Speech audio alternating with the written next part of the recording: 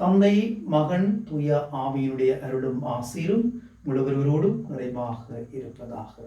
இன்று இந்த நாளிலே ஆண்டவராகிய கிறிஸ்து எனக்கும் உங்களுக்கும் சொல்லுகின்ற வார்த்தைகள்: உங்களுக்கு செவி சாய்ப்பவர் எனக்கு செவி சாய்க்கிறார், உங்களை புறக்கணிப்பவர் என்னை புறக்கணிக்கிறார், என்னை புறக்கணிப்பவர் என்னை அனுப்பினவரையே புறக்கணிக்கிறார்.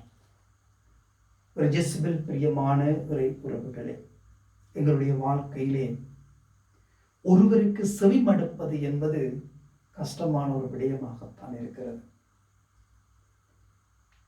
எங்களோடு யார் யார் பயணிக்கின்றார்களோ எல்லோருமே ஏதோ ஒரு வகையிலே மன கஷ்டங்களோடும் மனத்துயர்களோடும் மனபாரங்களோடும் வாழ்ந்து கொண்டிருக்கிறார்கள்.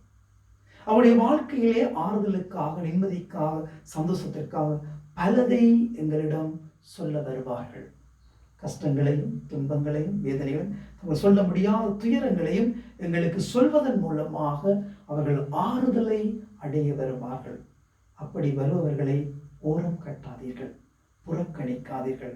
ஏனென்றால் ஒருவருக்கு நாங்கள் செவிமடுக்கின்ற பொழுது, ஒருவர் சொல்வதை கேட்கின்ற பொழுது, அவருக்கு ஆழமான உள்ளத்தோடு அவருக்கு நாங்கள் செவி கொடுக்கின்ற பொழுது, அவர் சொல்வதை நாங்கள் கேட்டு அவருக்கு ஆறுதல் சொல்பவர்களாக, மகிழ்ச்சியை கொடுப்பவர்களாக, தேற்றுபவர்களாக, அவரோடு உடன் பயணிப்பவர்களாக நாங்கள் நம்முடைய வாழ்க்கையை நாங்கள் வாழ வேண்டும். இதைத்தான் ஆண்டவர் இன்று எங்களுக்கு சொல்லித் தருகின்றார்.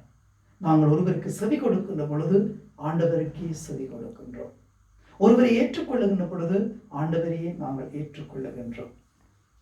ஒருவரை நாங்கள் மன்னித்து ஏற்றுக்கொள்ளுகின்ற பொழுது ஆண்டவரையே நாங்கள் எங்களுடைய வாழ்க்கையிலே நாங்கள் ஏற்றுக்கொள்ளுகின்றோம். ஏனென்றால் தூய பவுலடிகளார் சொல்லுகிறார், வாழ்வது நான் அல்ல, என்னில் வாழ்வது கிறிஸ்துவே. ஆகவேதான் இன்றைய நாளிலே நாங்கள் ஒருவருக்கு செவி கொடுத்து அவர்கள் சொல்வதை கேட்டு விளங்கிக் கொண்டு அவர்களுக்கு ஆறுதல் அளிக்கும், மகிழ்ச்சியை கொடுக்கும், அமைதியை கொடுக்கும் உள்ளங்களாக நாங்கள் உருமாற்றம் பெறுவோம். அன்னை மரி மூலமாக நாங்கள் ஒருவரை ஒருவர் தேற்றி வாழ உள்ளங்களாக வாழ உருமாற்றம் பெறுவோம். எல்லாம் வல்ல இறைவன் தந்தை, மகன், தூய ஆவிகள் அனைவரையும் நிறைவாக ஆசீர்வதிப்பாராக.